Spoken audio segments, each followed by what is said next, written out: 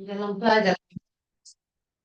Salam sejahtera, perkenalkan nama saya Jevanya Krisya Saragi dengan NIM 11S135050.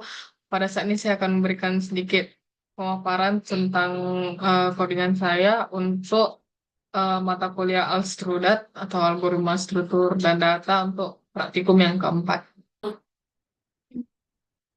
Jadi ini program untuk yang ini, kami ada beberapa studi kasus. Jadi yang pertama ini eh, program Java ini merupakan bagian dari studi kasus yang bertujuan untuk memeriksa keseimbangan tanda kurung dalam sebuah string yang dimasukkan oleh pengguna. Jadi kelas utama dari program ini bernamanya si kurung dan terletak dalam package ini del IFS 3050 titik studi kasus. Jadi di sini baris pertamanya ini menunjukkan bahwa kelas ini merupakan bagian dari struktur proyek yang diorganisir dalam sebuah paket. Kemudian baris berikutnya ada import Java Util Scanner ini perintah untuk mengimpor kelas scanner dari pustaka Java standar yang memungkinkan kita untuk membaca input dan segala macamnya itu. Ini untuk komentar, jadi ini hanya untuk biar supaya cek stylenya benar. Dan kemudian di dalam kelas kurung ini terdapat metode utama main string args yang merupakan titik awal dari eksekusi program. Jadi ketika program dijalankan, kita akan menjalankan si metode main ini. Kemudian di sini inputnya bakal dibaca, baru penggunanya akan diminta untuk masukkan string tanda kurung. Jadi nanti eh, si program ini dia akan memeriksa apakah jumlah tanda kurungnya itu simbang atau tidak simbang. Jadi kita bisa langsung tes di sini menggunakan perintah ini kita bisa jalankan. Jadi misalnya kita masukkan tanda kurung seperti ini, maka dia akan melihat bahwa tanda kurungnya seimbang karena ada pembuka dan penutupnya. Tapi kalau misalnya kita buat seperti ini, maka dia akan mengeluarkan hasil tanda kurung tidak seimbang karena ya di sini dia berat sebelah. Jadi untuk yang app kurung. Kemudian di sini kita ada app MTK. Sama seperti tadi, kita masukkan dia ke package dan juga importnya menggunakan Java Util Scanner.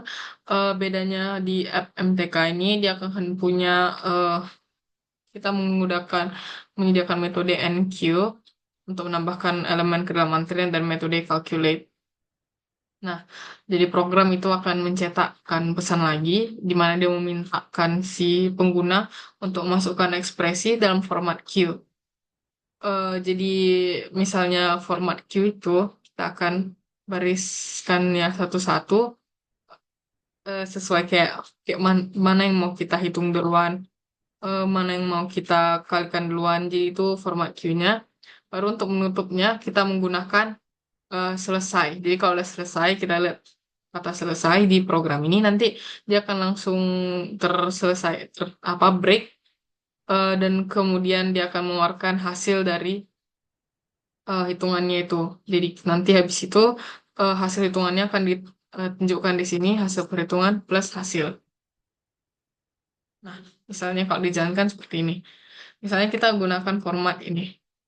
Jadi 10 bagi 2 ditambah 5 kali 3 baru kita menggunakan selesai, maka dia akan mengembalikan hasil perhitungannya di mana itu 30.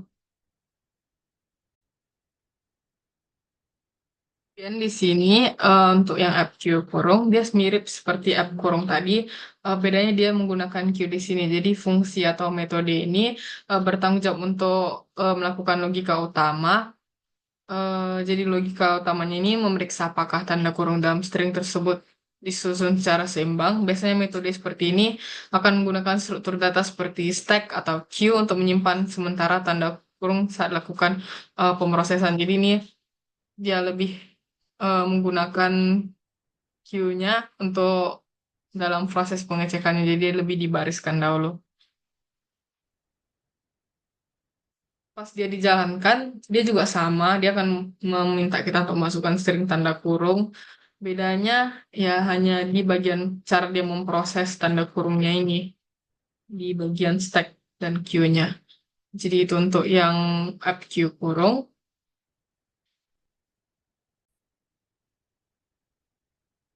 Kemudian di sini ada AppQ reverse. Jadi untuk AppQ reverse ini dia akan meminta kita memasukkan sebuah string untuk dibalik. Dan habis itu dia akan mengembalikan hasil yang dibalikkannya, yang sudah di reverse atau dikembalikan. Jadi sebenarnya kalau untuk yang ini app-nya ini semua logikanya ada jalan di sini di bagian si Q reverse-nya ini, di mana dia ada NQ-nya, DQ, kemudian reverse string dan juga string builder-nya. Kita langsung aja melihat kayak mana dia kalau dijalankan. Jadi misalnya kita masukkan string ABC, maka dia akan membalikkan CBA. Ini juga bisa kita aplikasikan kurung-kurung tadi misalnya. Ini, maka dia akan mengembalikan hasil seperti ini. Atau misalnya kita mau buat kalimat, misalnya, oh, maka dia akan mengembalikan eh, stringnya yang udah di reverse. Itu untuk FQ reverse. Kemudian kita ada di sini FQ sort. Jadi fungsi utama dari ini dimulai dari mainnya. Seperti biasa itu entry point program Java. Jadi dia dalamnya program pertama-tama buat objek scanner untuk baca input dari pengguna. Kemudian program akan mencetak judul ke layar. Selanjutnya pengguna diminta untuk masukkan satu nilai integer sebagai nilai awal dari stack. Nilai ini bakal dibaca dari si scanner dan disimpan ke variabel first value. Setelah itu objek dari kelas sortkan dibuat dan inisialisasi dengan first value. Kelas sortkan ini juga untuk membuat kelas pembungkus stack yang berisi metode seperti push untuk menambahkan elemen dan print stack untuk mencetak seluruh stack. Kemudian program ini akan masuk ke dalam sebuah loop while running yang terus berjalan selama variabel boolean running bernilai true. Dalam loop ini, program menampilkan menu interaktif yang terdiri dari 4 pilihan. Jadi nanti pilihannya itu ada untuk menambah elemen ke stack, mencetak isi stack, dan memindahkan stack isi stack ke queue sambil mengurutkannya serta keluar dari program. Eh, Pengambilan pilihan menu dilakukan melalui scanner in, dan kemudian nilai tersebut diperiksa melalui pernyataan switch. Pada case satu pengguna diminta untuk masukkan nilai integer baru yang akan dimasukkan ke dalam stack. Nilai ini diproses melalui metode push dari objek sortkan, dan kemudian program memberikan notifikasi keberhasilan penambahan elemen tersebut. Ada kemudian ada case kedua, di mana case kedua itu untuk memanggil metode print stack dari objek shortcut dan mencetak seluruh isi stack. Kalau yang case ketiga itu metode ini bertanggung jawab untuk mentransfer isi stack ke dalam struktur queue dengan asumsi bahwa proses ini juga mencakup pengurutan data atau sorting. Kalau di case keempat, dia digunakan untuk opsi untuk keluar dari program. Terakhir, setelah loop selesai dan pengguna memilih untuk keluar, program menutup objek scanner, menggunakan scanner close. Kita bisa langsung lihat aja kayak mana jalan aplikasinya ke sini. Misalnya kita mulai dengan satu untuk inisialisasi stack. Baru kita bisa tambah elemennya 3, kita bahkan lagi misalnya 6, tambahkan lagi 4, kita tambahkan lagi 8. Misalnya kita pindahkan ke queue dan tampilkan. Kan tadi kita isinya berantakan. Eh, Tadi saya isinya random, tapi kalau kita setelah melalui prosesnya ini, dia akan mengembalikan hasil yang udah di sorting. Jadinya itu jadi 1, 3, 4, 6, 8. Dan ini untuk cetak. Karena kita udah pindahkan ke queue dan tampilkan, maka stacknya akan kosong lagi. Dan 4 untuk keluar. Jadi itu untuk yang app queue sort. Kemudian di sini ada app reverse. Jadi app reverse ini sama kayak app queue reverse tadi. Sama sama lah logikanya dengan si app queue kurung dan app kurung lah tadi. Bedanya cuma pada di bagian queue-nya. Jadi kalau yang queue reverse tadi dia memanfaatkan sistem queue, kalau yang reverse ini nggak pakai queue. Dia bedanya hanya di baik cara dia memprosesnya. Sama lah kalau misalnya kita jalankan kayak gini, dia hasilnya bakal dan cara mengerjakannya juga bakal sama. Misalnya kita buat eh dia akan mengembalikan yang hasil string yang udah dibalikkannya. Jadi itu untuk yang reverse. Dan yang terakhir ada app sort. Ini juga sama seperti tadi, bedanya itu dia nggak menggunakan sistem queue, tapi dia juga ada beda di bagian programnya. Kita bisa langsung jalankan aja.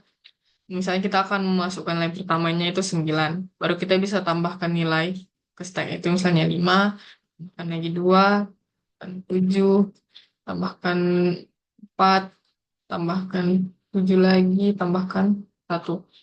Itu udah kita tambahkan semua ke stack, kita bisa lihat untuk misalnya kita bisa ngecek tampilan elemen teratas, jadi elemen teratasnya 1 karena itu yang paling kecil, dan kita bisa urutkan stack.